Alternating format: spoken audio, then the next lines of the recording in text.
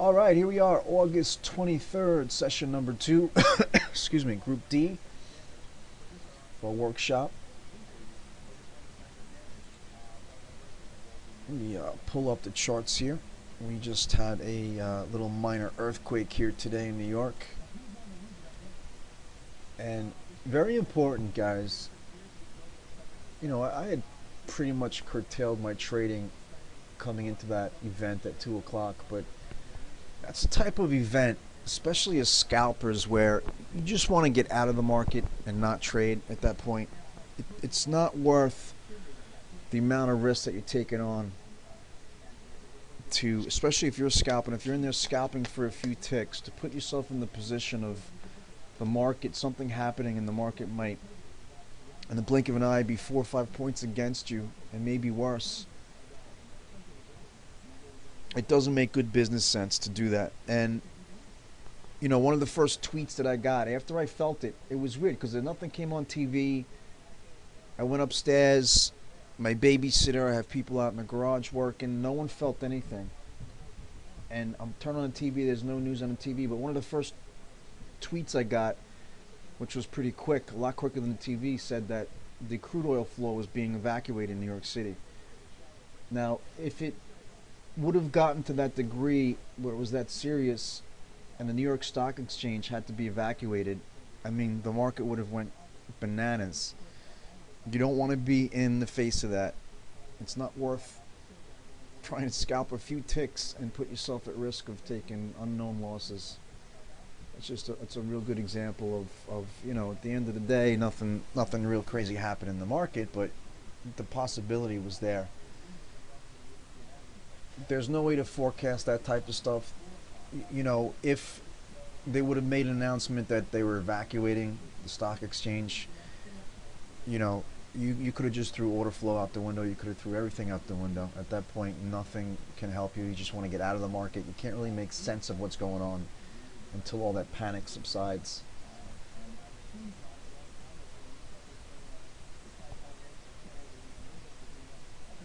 Everybody can hear me okay? I assume, I hope.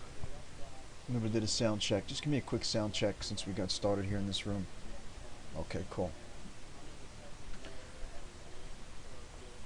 Alright, first thing we're going to do here is update our zones. Take a look at our inventory levels. And, there was a couple. This was a good opportunity here. This was pretty intense. But, it was a little out of the ordinary in what the order flow was doing. It was like the order flow was frozen. It wasn't hardly moving at all, and the market was ticking up pretty intensely. Coming up into a zone, we had another inventory transition, another level right above it, so it was a good spot, but not in the wake of what was going on. I wouldn't recommend taking any trades at that point. Oh yeah, that would have been hilarious. That happens to me. I'm telling you, it happens to me probably once, at least once every other day, where I'm talking for a few minutes and I realize my mic isn't on. But let's pull the zones over. We'll update those. And we'll take a look at order flow levels. And then we're going to do a review of some of the things that we talked about yesterday. And we'll get into a few new aspects of zones today, of profiles. So these zones obviously breached up here. We're going to take this one off. It caused the market to react several times. There was a lot of great tradable rotations in here, guys. In the wake of divergence, in the wake of the inventory transitions we had occurring. Really good market, good environment for cycling and for selling the upticks, taking it off on the downticks, selling the new upticks, taking it back off on the downticks. Selling retail, buying wholesale. Even in this area of unfinished business that we drew up, let's see how the market reacted in there.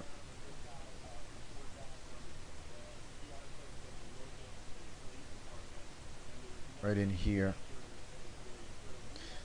This was the first full pullback here at about 12:30. caused demand. Then the market came back in, and I think it filled it out a little bit here. So then we would take it off. And then got into this area and gave a couple of really nice rotations in here. You know, rotation here, down tick, rotation, down tick, rotation, down tick, rotation. You know, each one of these rotations is 2 points in here. You know, plenty of ticks to scalp. Now, down tick a little bit deeper, but still within the zone. Rotation. You know, and we're taking this out of context. We're not looking at order flow inventory, but you see the divergence here. Once this first push occurs, there's a lot of selling coming in here. Once this first push occurs, every subsequent retest, you could tell that the sell pressure wasn't coming back into the market. In fact, you can see the divergence here.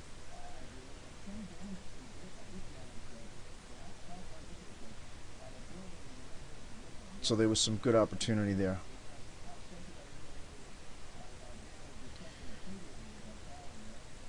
Ultimately, you know, this is what we're using that market map for, to pinpoint these areas of imbalance in the market. And this is what it looks like. You know, the zone finished forming here, opened up here, and all of a sudden some type of imbalance came in the market. Demand overcame supply. Everybody wanted to be a buyer, nobody wanted to be a seller. First time back into the market, first time back into the area, the market finds demand just like it did previously. The market has a memory. Traders have a memory. Smart money traders have a memory. We have a memory, and we're able to pull up our market map and see exactly what happened there. So yeah, we definitely have a memory, and we're looking to take advantage of this.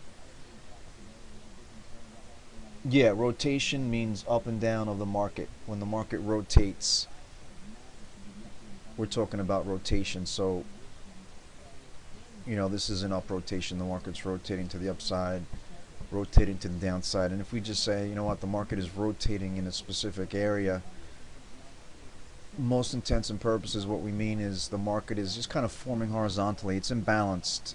It's balanced within this little area here.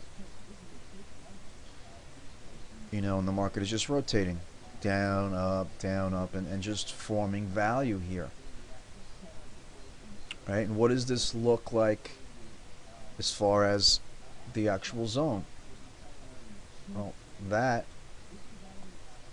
is this right here. You know, this horizontal development is what's occurring right here.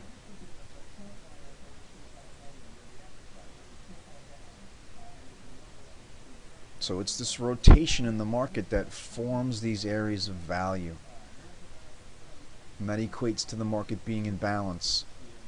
You know, depending on the range of the market on that particular day, if it's a tight day, the rotations are going to be very tight. You know, on a day where, like today, what is our range? Our range is, God, 40 points. Pretty healthy range here. So the range, even though it's rotating, is going to be a little wider.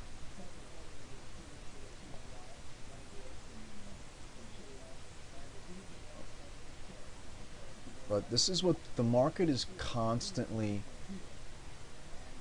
in, this structure of balance to imbalance, balance to imbalance. And what it's doing is, when it rotates back and forth, well, then that's an area of balance. Hold on one second, guys. Trying to organize something here.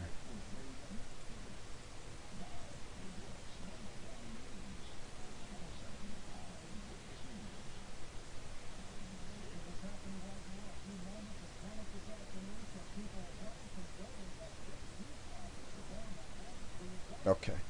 So the structure of the market: congestion, right? Congestion.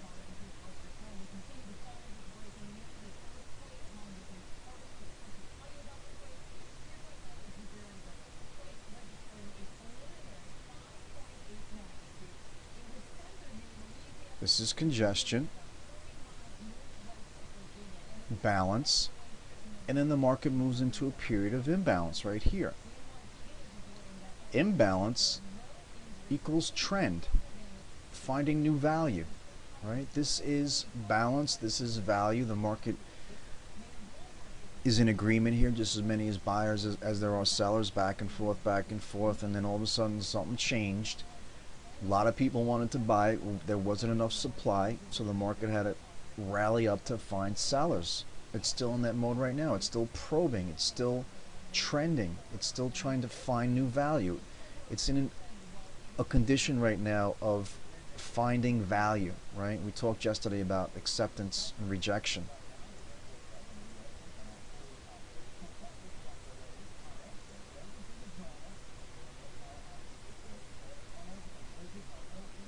And this is what the market does, guys, over and over again. On every time frame, from a minute time frame and below to a monthly time frame and above. You'll see value on every time frame. You'll see rotations on every time frame. Now, obviously, on a minute time frame, the rotations are going to be tiny. On a monthly time frame, the rotations are going to be huge, comparatively speaking. It's all relative. So these are our zones as they stand right now. This is now, although the market is coming into the top of the zone now, as we're actually having a inventory transition here at the close of the cash market. You see this, guys?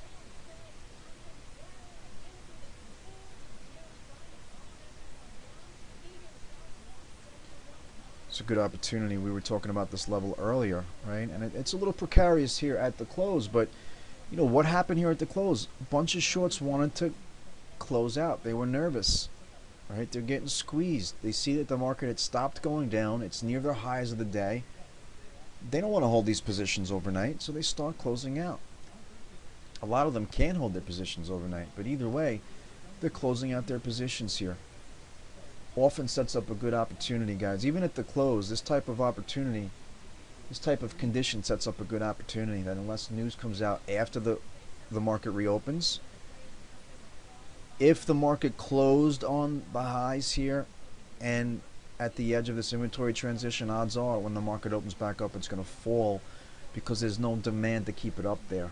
You know, again, unless some news comes out between the daytime close and the Globex open at 4:30.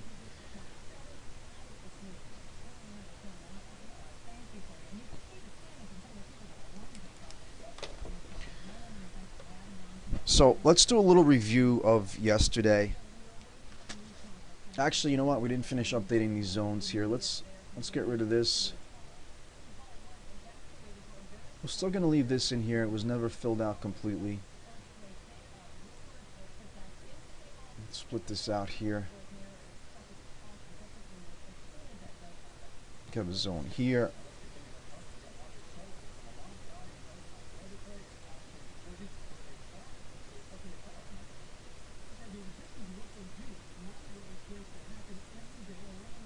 A zone here, right? What do we have here? Some imbalance, right?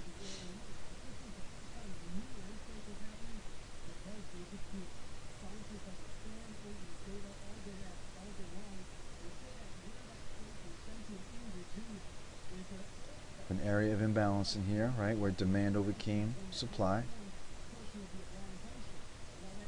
This is demand. Now, let's just take a quick look back and see where this zone is coming in, and that's at the 1160 level.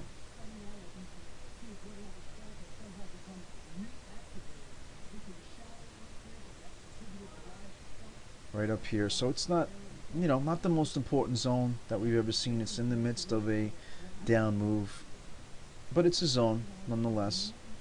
So the market is kind of coming into that area now. So what I'm going to do now, guys, I'm going to get rid of this zone. If this was, the market was continuing here, we were trading, we could leave it up for now and then wait for the zone to develop and then use this. But for all intents and purposes, whatever the market does from here, we're going to have a new zone, right? So in other words, if the market continues up, it's going to breach this. If the market continues to rotate and then sells off, then we're going to have a new supply zone here, right? So it's like think of it as the new and improved supply zone in this area, right? So we don't need this anymore. So for right now, I'm just going to get rid of it. And then once this finishes forming, we'll see what happens. We don't know what's going to happen here, whether it's going to sell down into this zone or above into this zone. Then we'll make a determination on what's going to occur here as far as demand or supply. The blue horizontal line, I'm not sure which blue horizontal line you're talking about here. These lines here, this blue horizontal line.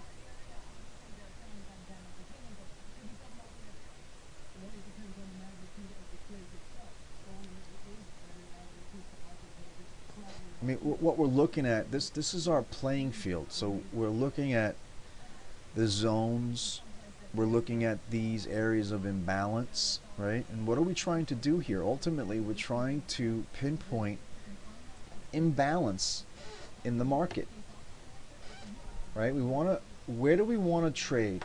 You know, where's the opportunity? Well, I'd like to be getting long in a previous area in the market where buyers prove themselves to be.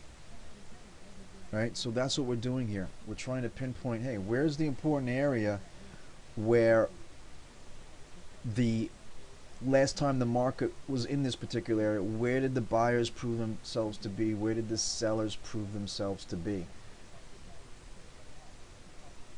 The vertical ones. Vertical blue line. These blue lines here, these light blue,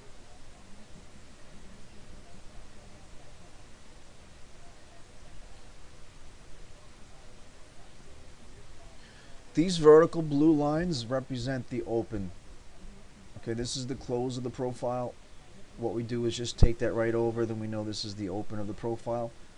This is just a market profile tool that the program puts in there. It's called the initial balance. This is where the market spends the first couple of minutes rotating when this profile opens up. We don't pay any attention to it at all. This profile closes, this one opens up, rotates back and forth, an hour goes by, this one closes over here. Well, let's look at every profile. Okay, every profile has an open, a high, a low, and a close, just like any other bar, right? So this profile opened here, when as high is here, when as low is here, and then wound up closing down here, up here. So it opened, and in the course of an hour, it wound up traveling down to here, up to here, and closing here. This one opened up when as high as here, sold off hard all the way down to here, bounced up, closed here. So we're not paying attention to that. The three things that we're paying attention to are the things that we outlined yesterday. And in fact, I didn't even mean to get into the lesson just yet because there were still some things I wanted to review. The three things that we're paying attention to. Let me show you on the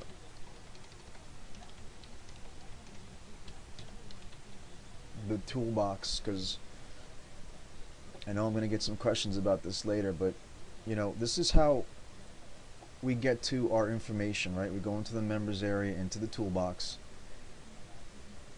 Okay, I have to actually log in.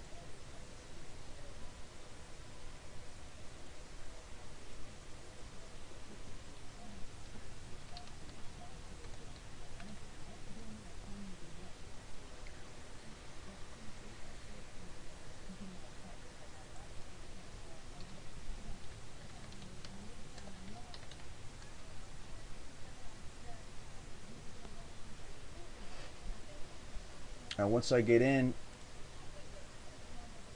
we go to the page, members area, toolbox.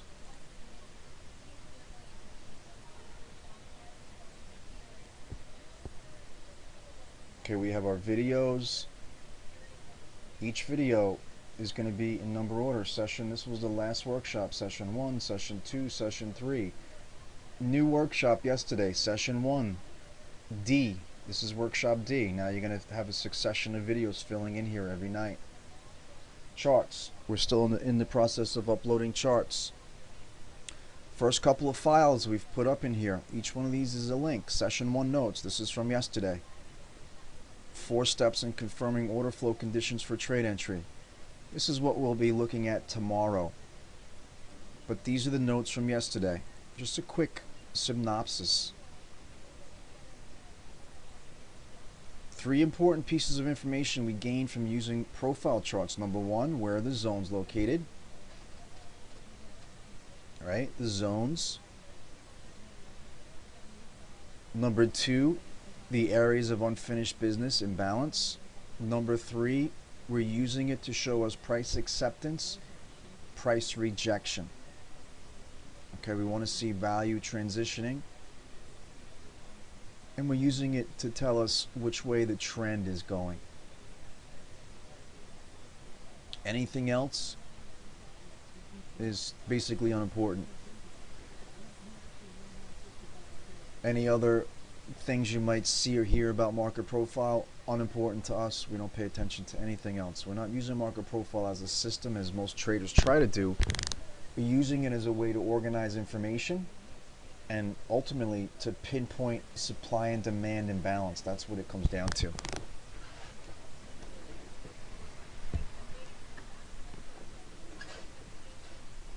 So it's different than what you're looking at. It could be uncomfortable, but this is something that as you look at it every day, as you start to use it every day, it's going to become second nature. You instantly can look at this and say, where do I want to be short? Where do I want to be long? Where are the areas of imbalance in the market? Where is the area of wholesale value? Is price getting accepted up here? Is it getting rejected? You know, these are things that we gain from looking at the market. One other thing about the member site, guys, you use your username and password to get into the toolbox. And then each video, the password is always going to be the same. We're going to change it periodically, probably once every week or two, for security purposes. But whatever the password is, we'll let you know what it is. At this time, it's supply, SUPPLY. So you just pop that into the video, you hit play, and the video will pop up.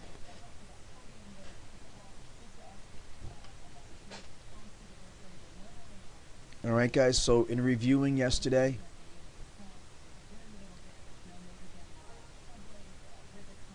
the zones,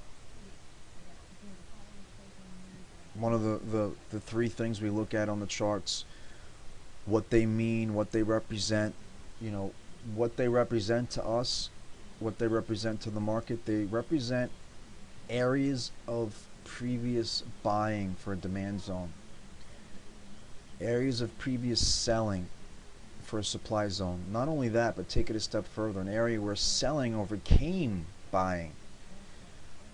This was an area where buying overcame selling. How do we know that? Because the market's above it right now. Right? If there was more selling than buying in here, where would the market be? It wouldn't be up here, it would be down here.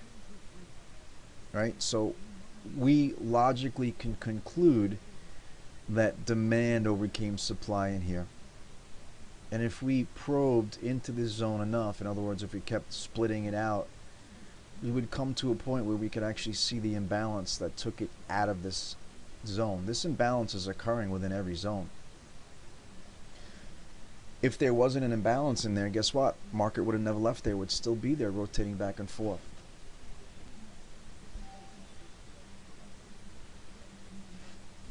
The other important factor, areas of imbalance. And again, these areas of imbalance are occurring within every zone, but these are the ones that are visually obvious to us. So we can further conclude that in these areas where there was a lot of imbalance, that the buy pressure here, the demand pressure was intense. Therefore, what do we want to look to do when the market's coming back down into this area? We want to look to be a buyer in here, right? As long as the order flow is confirming. But this is an area that, hey, you know what? We see the market coming down into 1151. Later, tomorrow morning, tomorrow afternoon, whatever the case may be, next week, who knows? I mean, this thing could continue up for a week and not come back down here for a week or two. You never know where the market's going from one minute to the next. But these lines are going to project into the future. You know, just like we have these lines here from the last time the market was at these prices, right? So think of these zones as areas of pockets of buy orders, pockets of sell orders. And as smart money, where do we want to trade? We don't want to trade in the area that we think the market's going to stop because there's a fib number there, or two moving averages are about to cross, or whatever the case may be. The moon is full. You know, we want to buy where buy orders have proven themselves to be. That's what it comes down to. And if the market doesn't get back down into that area, we're not looking to be a buyer. You know, it's that simple. So we buy where the buying has proven to be. We sell where the selling has proven to be.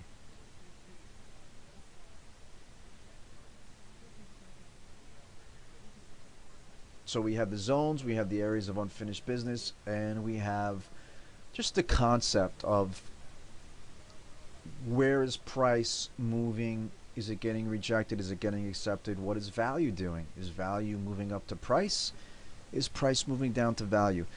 Does it make sense to you guys how you have to think at in the market in terms of value? You know, anything else that you're going to be looking to buy in your life, anything.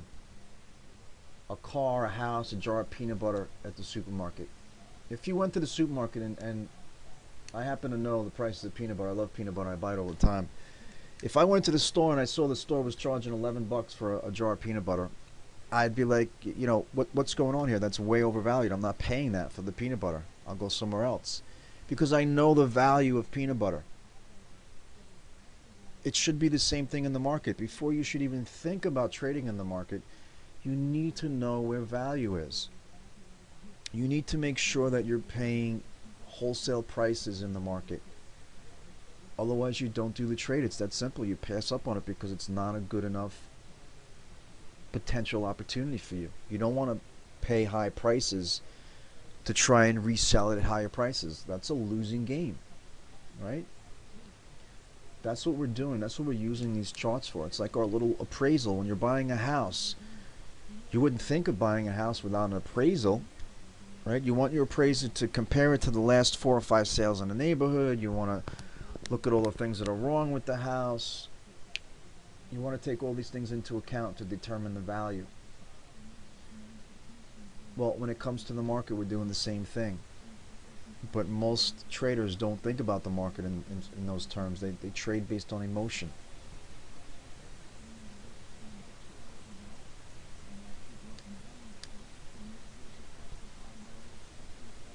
All right, so guys, we have areas of the zone. We have areas of unfinished business, and we have the concept of price acceptance and rejection. Those are the 3 main things we're taking from market profile. Everything else we can just disregard.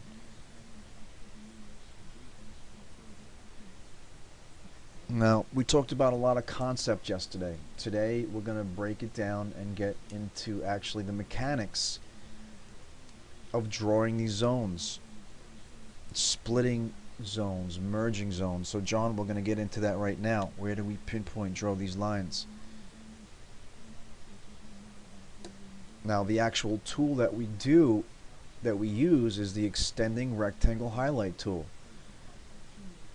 Until you move a shortcut up here on the menu, you're going to find that tool in here, tools, extending rectangle highlight.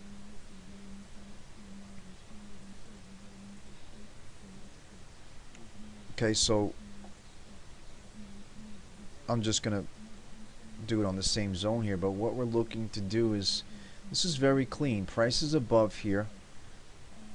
There's no other zone close to here touching. So we're going to draw this as a demand zone. You know, price is higher than here.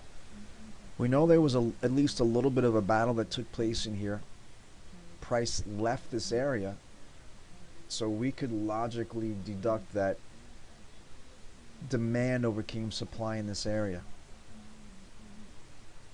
Right? If that doesn't make sense to anybody, please let me know. The market is above where it was previously. We can safely assume, very safely assume, that demand overcame supply there.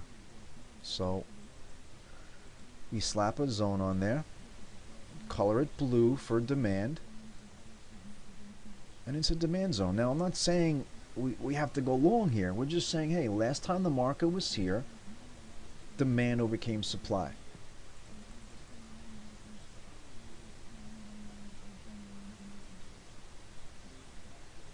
Now, what we're going to do here is actually duplicate this chart. And guys, if you ever want to practice on a chart, you don't want to lose your data that you have on the existing chart, just duplicate the chart. Go into here, go to chart, duplicate chart. Okay, we'll let this finish building.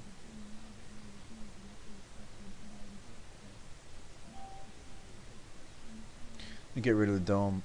You know, another good day, guys, and we were done, I think, by 12:30, 1 o'clock.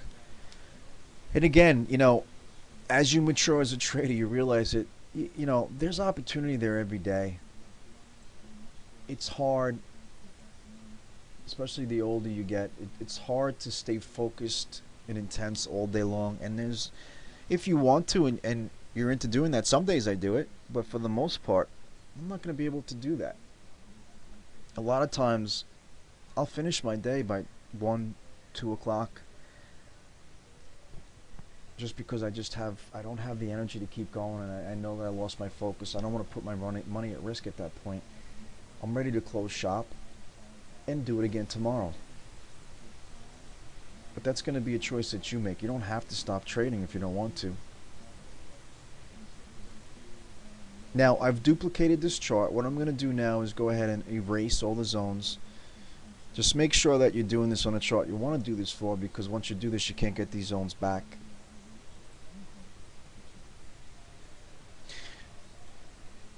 Okay, now we have a totally naked chart here. What we're going to do is two things here. Number one, I want to just go along with the zones as the day progresses and show exactly where we would put the zone as the day progresses. Second thing I'd want to do is go back in time to where the market was here last and see where our zones are. Okay, so first thing we're going to do is go back in time and see where our zones are.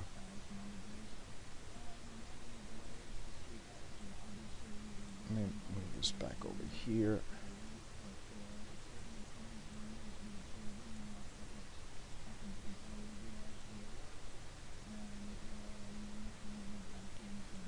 The way that we go back in time, the easiest way to do it is to draw an extended trend line in the opposite direction, so you have a visual reference. And this is something you have to do, guys. You're not going to have to do this every day, because once you do it, the zones above and below the market, they're not going to change, right, until they get breached. Right, so we need to go back to find out the last time the market was in this area of 61 and above. Alright, so let's scroll back. Here we are. You see our line right here? So we want to start building supply zones in this down move.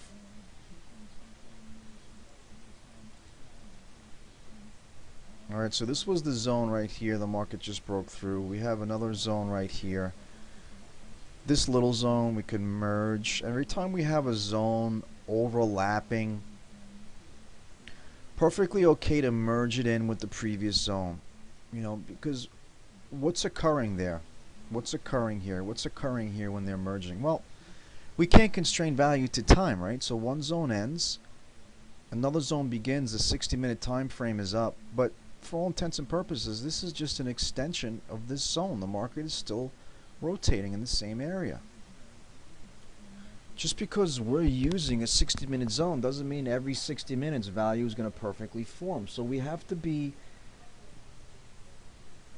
adaptable. We have to go with the flow. You know, one of the issues that traders have sometimes in looking at this is, you know, the 60 minutes ended. Where is my zone? What, you know, where do I need to draw it right now? It's not always a matter of that. Sometimes you need to continue to just watch it develop. You know, wait for a clue. Let it move away from the zone. And then you know at this point, as the market starts to sell away from the zone, well, we can objectively quantify that supply overcame demand here, right? Because the market started to sell off. All right, so here we are Just above the market, we have a zone right here.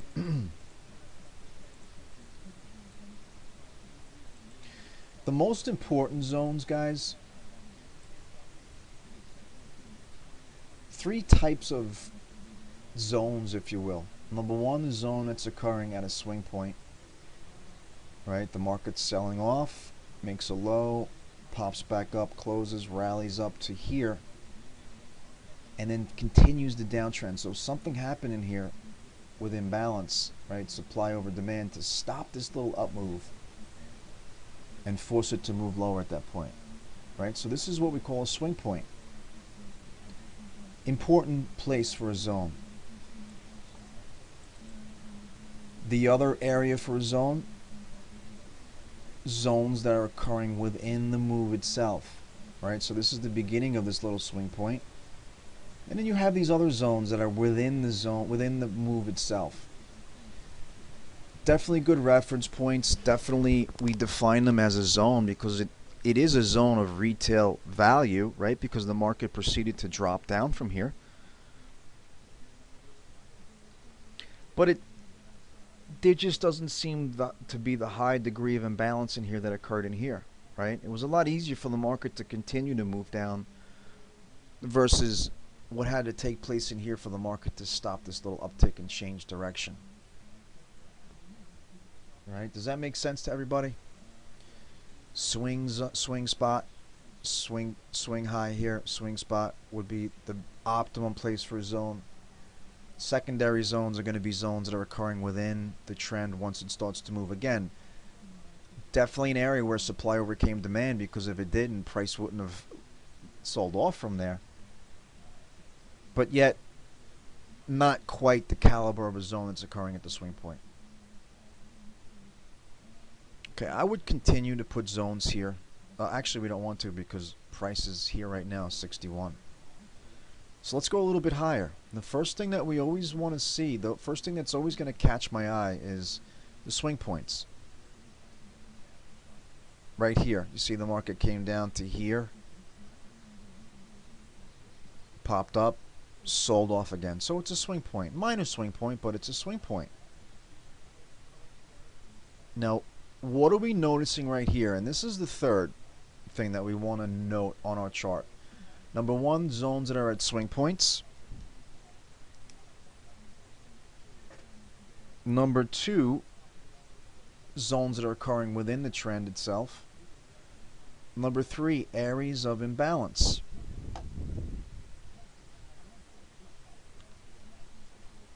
Right, so what do we want to do here? We want to put a line in here to indicate to us that the market really sold off from here pretty aggressively. Right, that's where the imbalance was. We were able to pinpoint the imbalance. Whether we split this out earlier, which we might have, it's hard to tell. Whatever the case may be, we could see there was an imbalance here. We always want to focus in on those areas, guys. Ideally, ultimately, to us, imbalance equals opportunity. The areas of imbalance are the areas that we want to focus in on. Okay, makes sense, guys, so far? Three different types of zones, if you will. This area of unfinished business of imbalance, it's a zone in itself, right? It's not an exact level, guys, right? It's a zone. If you see from here to here, this is a whole area of imbalance in here. What we do is we like to first slap a line right in the middle of the imbalance, and then we would like to put them every 2 points or 2.5 points away, depending on how wide the zone is. Here we don't have 2 points below or 2 points above, so one line's going to suffice. And again, it's not an exact level, guys. It's a zone, right? So we have our three price zones, the three value zones that we look for. Swing point, imbalance, unfinished business, UFB, if you ever see someone use the example UFB.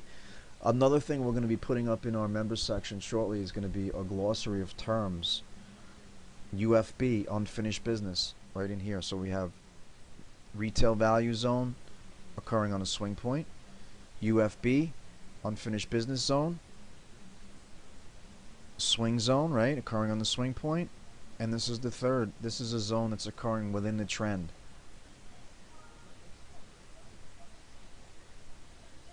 Makes sense, everybody, so far? Anybody has any questions along the way, just let me know. So let's just go back a little bit further here.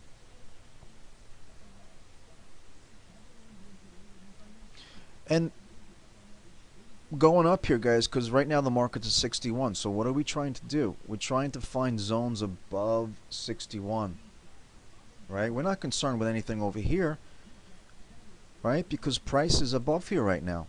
All of this activity right here is, we never have to be concerned with this ever again. This is all history, right? Because the market's already, at some point in the future, has transversed this area, has come back through here. Right now, the market is actually at 59, but we went as high as 61, right? So we're only concerned with these zones up here. So again, this is how you would look at the chart and scroll back to see where are my zones above the market. Alright, so let's just scroll back. Let's just do a couple more. Then we're going to go back to the present. Okay, not really paying attention to this. I mean, this occurred within the move. Plus, we have this zone very close to here. So, not really an important area to us. But we have a little swing point here, right? The market sold down. Went as high as here. Rallied as high as here. And then started this big down move. So, yeah, this is a good zone right here.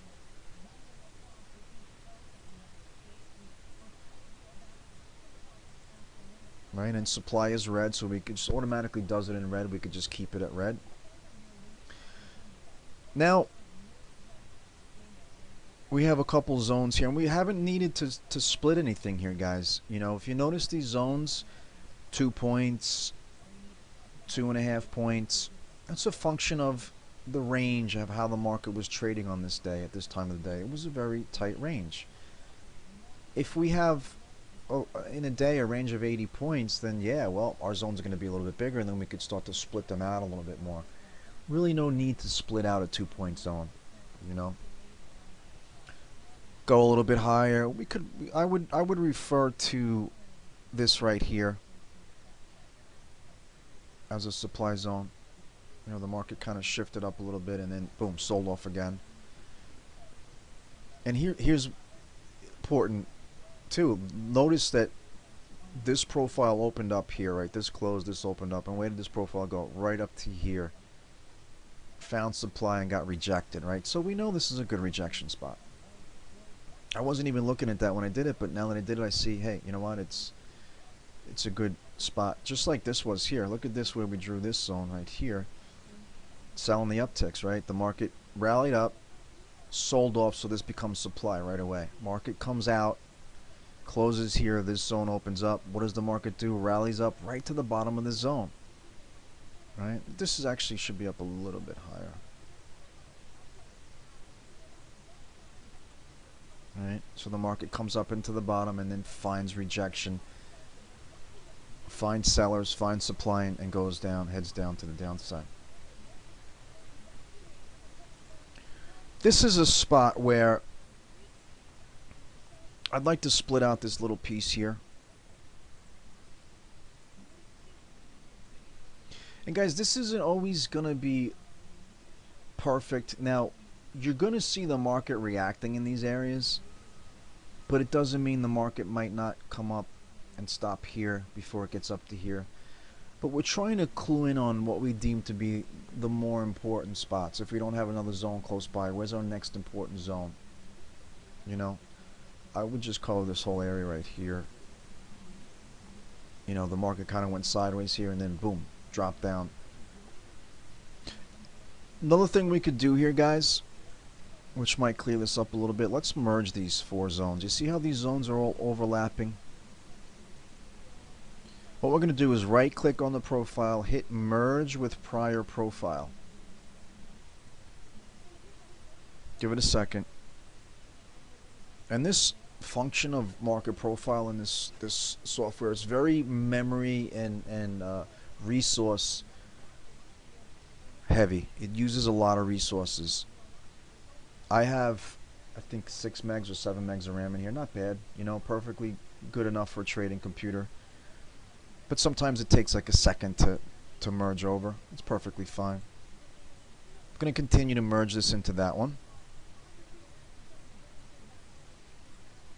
Yep, good point there, Shiva. That's one of the hogs, the resource hogs is the memory, is the fact of how many days you have downloaded. In fact, if you go into your task manager, and as you reduce the days downloaded, you'll actually see the memory usage drop down in the task manager. So now we have a nice zone here, guys. You see this? Where it was 4 separate zones. We merged them all together because they were perfectly formed, perfectly overlapping, rather. You know, here's the thing, and this is why, you know, tonight I'm just going to set you guys loose to play with these profiles. You can't do anything wrong. You know, if you merge something where you didn't have to merge it, it's not necessarily wrong that you did it. All you're going to be doing is creating a bigger profile that might wind up giving you a wider value because now you're creating a higher time frame, right? Same token, if you split something out where maybe you didn't need to split it out, is it a horrible thing that you did that? No, because value, what you're doing is just splitting it out to find value on a smaller time frame.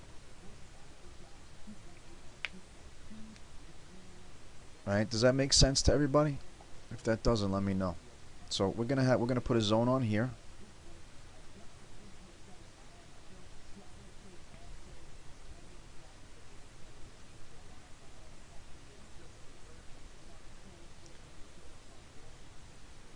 Tempted to put a zone in here.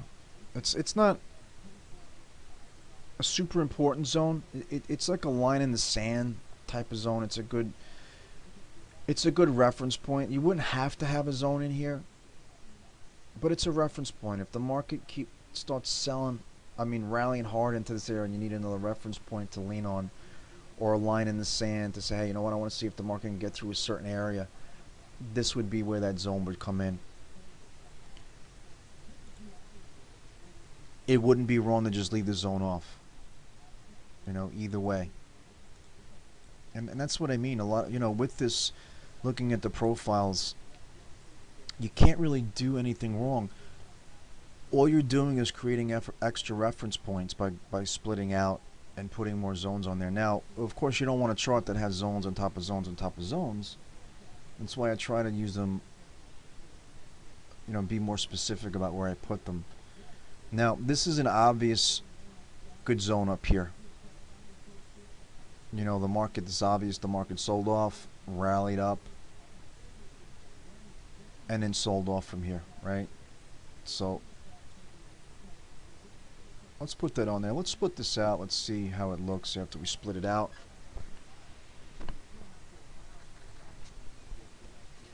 Okay, same thing basically. And you'll see that we have a little bit of imbalance in here, right? Single prints, unfinished business.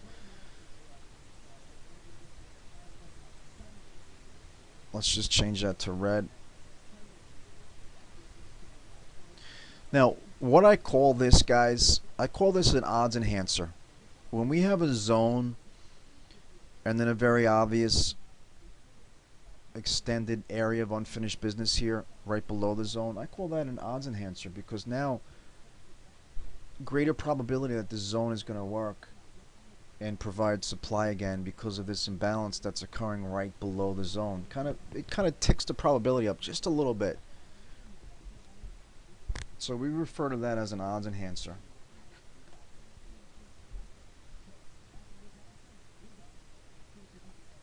And I think that's going to be all that we do here for supply above the market, right? So let's go back to the present. Does that make sense to everybody what we did here? We just wanted to find supply zones above 61. Now let's go back to the present. Good stuff. Here's where the market is now. And remember, we had the edge of a zone here that I took off because we were going to use this new zone now. But let's scrunch this up, and now we'll see all these zones we just put in there. Right? These are all the zones that we just did, layered above the market.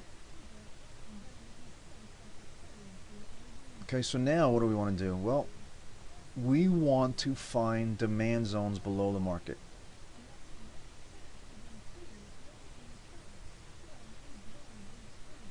Well, the immediate demand zones are going to be right here, right? We could see them because this was the last time the market was right here. It was today.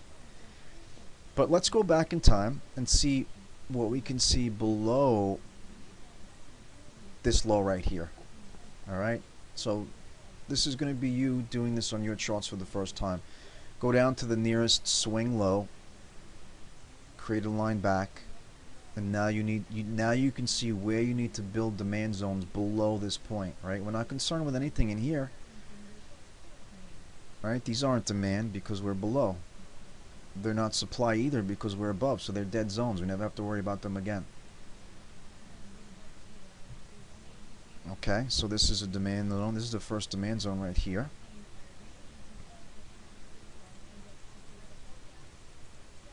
Right, market sold off. Something occurred in here. Traders were not perceiving there to be good value down below to sell anymore. And the smart money was actually perceiving this to be value, wholesale value to buy, right? Market stopped going down. Demand zones, we always have to right click and turn them into blue. Now let's go a little bit lower here. You could also do it this way too. If you could just look at the price and say, you know what, I need to go below 119 for my next demand zone. Okay, 119 right here. Right? You could kind of tell here, guys. I'm gonna merge this together here, but you could tell by looking at this time. This is a very minute time, right? 238, 256. So what did I do here previously? I split this out to try and find this point. All right, so let's merge this together here and see what this looked like before I went ahead and split it out.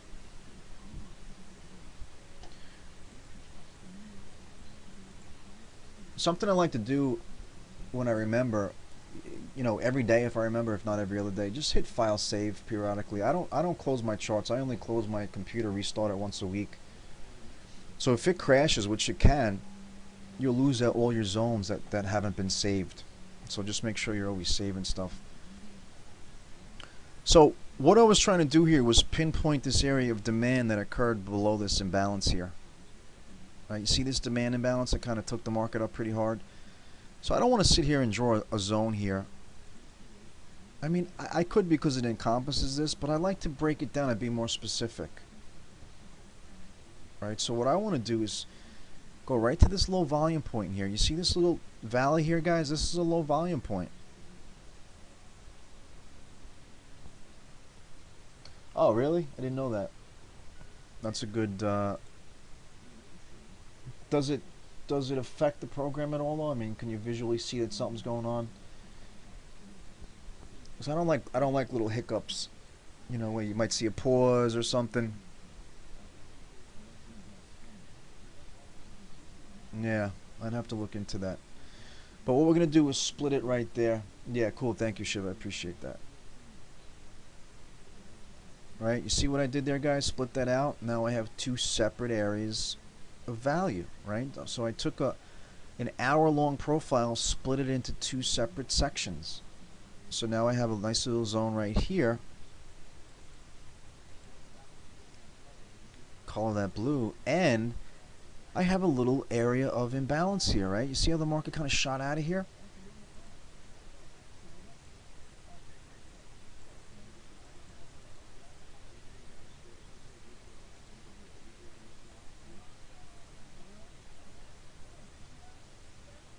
All right, so another odds enhancer here, right? We have a nice, well, I mean, not the biggest of demand zones, but we have a demand zone occurring at a swing point, right? So we know that a lot of demand came in here to stop the down move and power the market to the upside, and we see the market took off pretty aggressively out of here and never came back.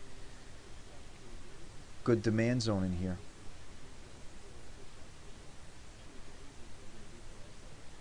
Now we need to go a little bit lower right here, swing point, right?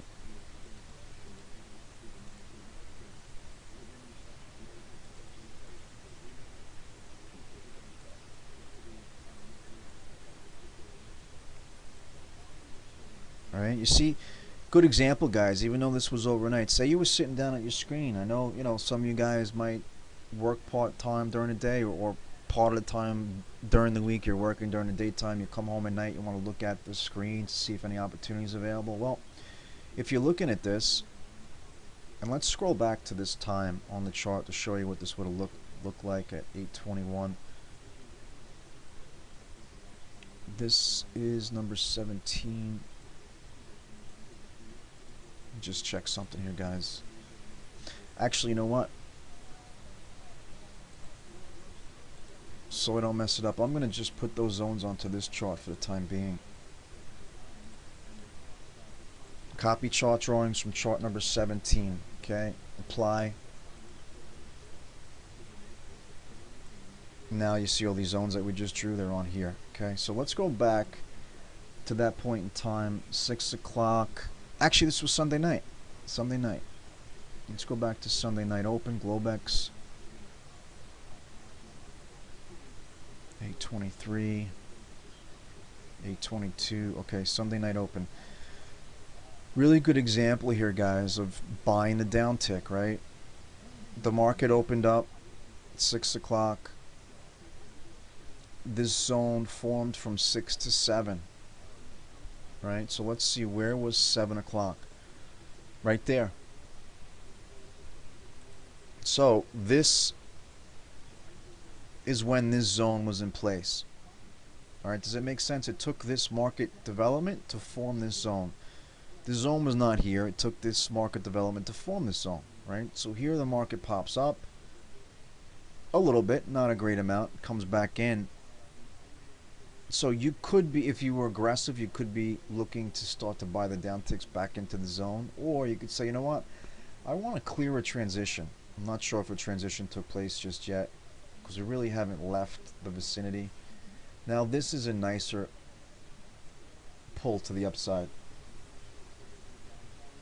All right, now watch what would we be looking for here. We'd be looking for the downtick, right, into this newly formed zone. Right there.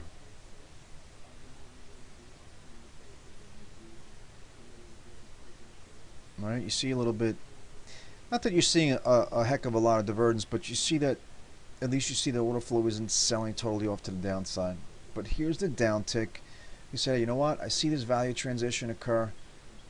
I want to give it a shot to the long side. I want to start the probe here, but if it breaks below this zone, I don't want to be in the market anymore. You know, so you could do that too. You could use this to define your risk in this area. The market starts to probe back up. You see the reaction off of this zone. That's the value transition and buying a downtick.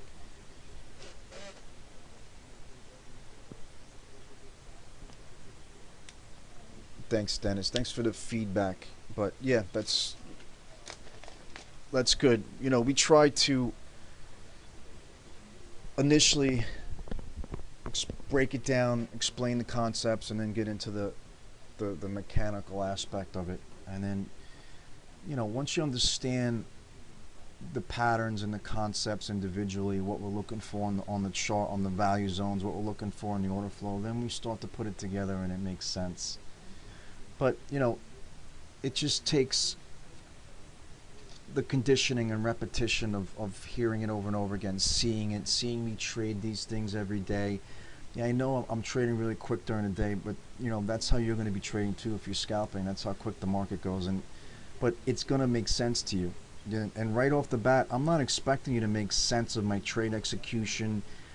How am I determining exactly where to get in the zone? How am I determining where to take my profit? How am I executing? That stuff is all, you know, useless to beginners right now. I just want you to recognize, and not even the guys that just started yesterday, but, you know, guys that maybe went through the course 2 weeks or 4 weeks ago. At this point, I just want you to recognize that, hey, you know what, I see what Tom was seeing there. I see the opportunity there. I'm maybe not quite sure how I would have physically traded it, where exactly I would have gotten in, how I would have taken profit. That's not important right off the bat. Just, I want you to start to recognize this type of transition, what's occurring here. price got rejected here. It tried probing, got rejected back up, came above and started to get accepted above value. Buying the downtick now because now we know this is a demand zone. All right, so let's go back to the actual chart itself.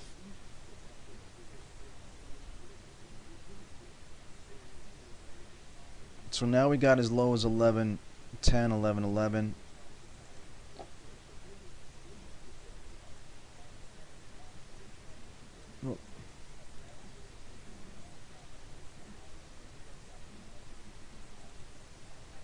Now let's see. We're not concerned with any of this here, right? Because this is above our line. We're looking for prices below the line. We're looking for value below the line.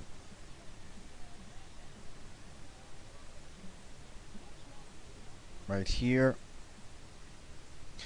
Let's draw a zone here, and then as we go back, we'll see if it's still relevant. But you see how this is the swing point, a point where the market changed direction.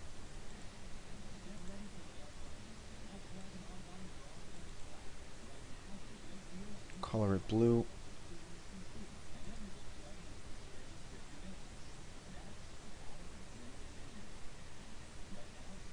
So now, where do we want to go? We want to go. You know what? Let me draw a horizontal line. It's easier to navigate. Tools.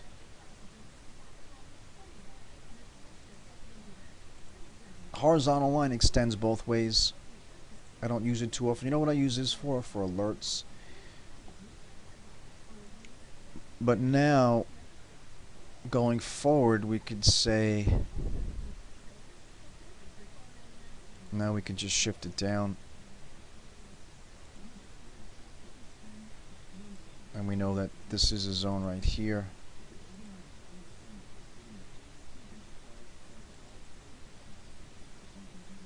Market came down into the zone over here. Color it blue. Now, this is a good example, guys. You could do this one of two ways. We have this zone come down into the bottom here, right? This new and zone, improved zone. I only say new and improved because it's more recent than this. Came to the bottom. Did it truly break it? No. But stopped right here. Gave us a little bit of an alteration in where value was and started off to the upside. So what I prefer to do, I prefer to use this zone now. It's fresh. It's virgin. It really, it got probed a little bit here, but as of right now, hasn't been probed into at all. So it's a little bit more accurate. Would it be wrong to keep this zone here? No, heck no. Definitely wouldn't be wrong. But what I prefer to do here is, let's use the new and improved version.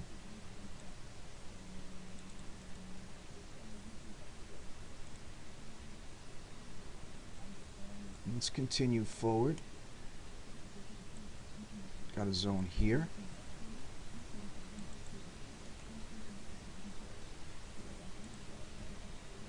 I'm not seeing a heck of a lot of unfinished business down here, really.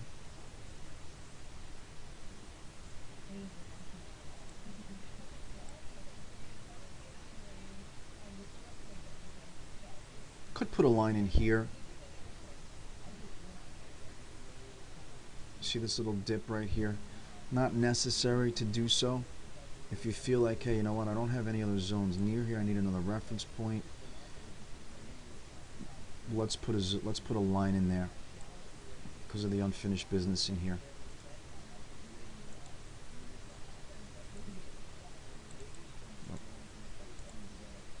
These extended trend lines sometimes they're hard to get straight.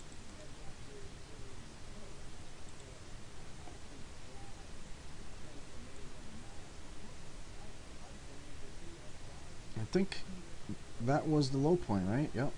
That was the low there, guys. So we don't have any demand above us. Last time the market was lower here than here was what, a year ago, a year and 2 or 3 months ago,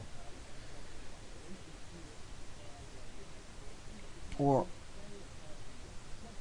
Was it back in December, November, whatever? But it hasn't been here in quite a few months, so we don't have any zones here. So that's enough for right now. Let's go back to the present.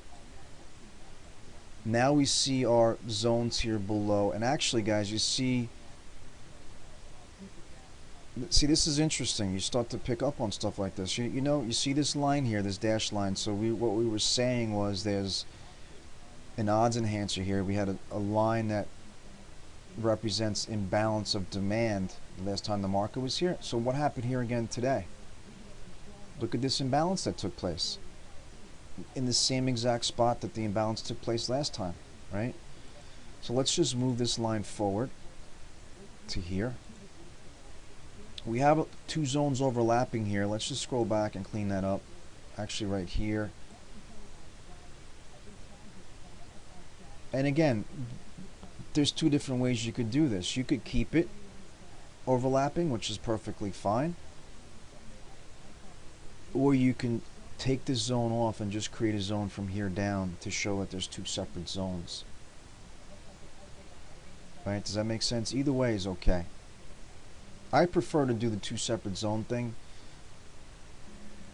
To me, it's more visually appealing than having this bright green on here that kind of sticks out. You might look at that as an odds enhancer in itself. You know, the market stopped here once before, it stopped here again. I don't think it's as important, but you could use that as another visual clue for yourself. I prefer to do this so I know where the new zone started, the old zone ended.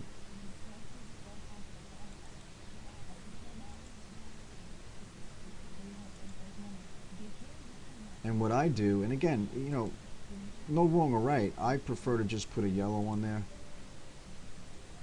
Just tells me that there's a separation there and that's the older zone. You know, you could say maybe that's disturbing to you visually, you know, whatever works for you visually, but you get the idea of what we're trying to do there. So we actually have three zones pancaked here, of one on top of the other on top of the other with an imbalance above it. So, you know, envision this wide area of demand in here. Now, if we had a inventory transition tomorrow as the market's coming down into this area, this would be a good area to kind of scale into a trade like I was doing today. I was actively trying to cycle, right? Putting the two lots on, taking them right back off, putting them back on, taking them off, because I'm willing to play this whole area because the zones are so closely wound together there. Actually have another situation down here where one is completely engulfing the other.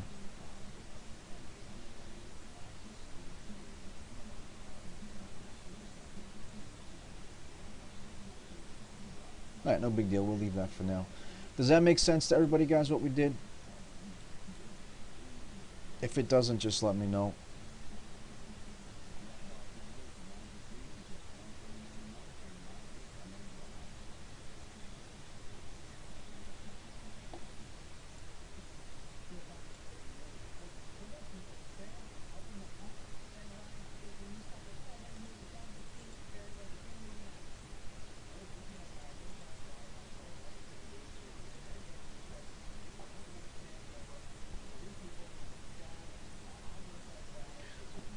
Alright, guys, so what we're going to do now here, I don't know why all these zones are split up as much as they are here.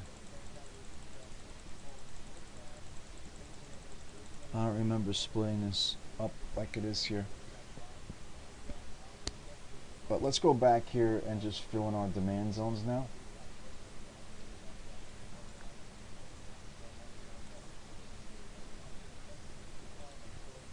And then tomorrow what we'll do is we're going to scroll back to just a random spot. We're just going to pick a spot and say, okay, we're going to draw zones from here going forward as the market's developing, right? Today we kind of looked back and seen where our zones would be from back in history. What we're going to do tomorrow is kind of go forward and show as we put zones on and take them off as the day develops. We'll just pick a random spot and we'll just scroll forward and see how the market reacts to any prior zone that was there, and as it gets taken off, we'll take it off as it gets breached. Right, but let's just fill in the rest of these demand zones here. All right, this was the zone from right before the close, right?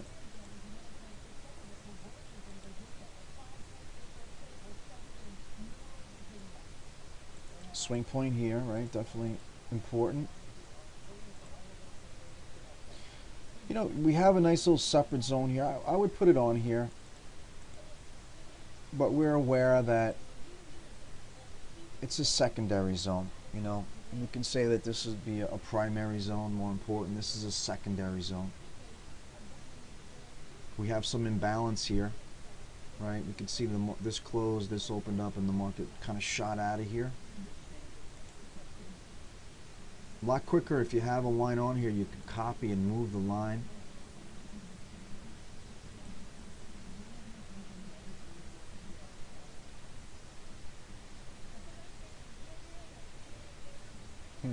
Showing a news conference with the earthquake.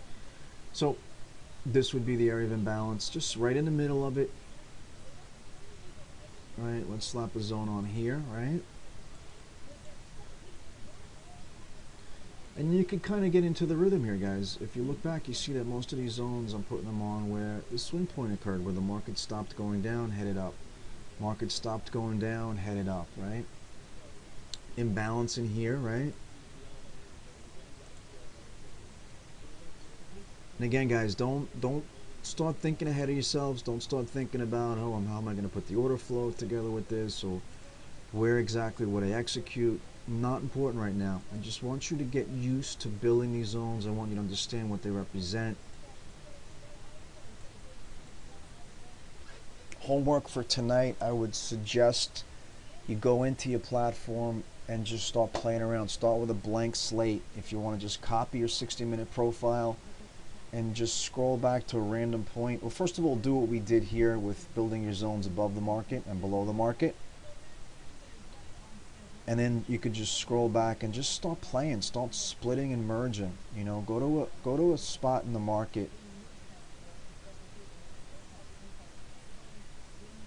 where the market looks like there's a lot of good rotational activity, a lot of good zones to key in on. And look at what spots jump out at you. Look at areas where maybe you could merge together if they're overlapping. Look for areas where you could split out and experiment. You can't do anything wrong, you know. If you want to just say, hey, you know what, this zone's kind of big down here. Let me just experiment a little bit. Let me just split it out and see what happens. You know, experiment. Split it out, and if it doesn't tell you anything, put it back together again. But it starts to tell you a story. You know, the more you split it, you get to see these little areas of value, you get to see little areas of imbalance that aren't as obvious as when they're merged together. All right, guys, that's going to be it for today. Let me just stop this recording.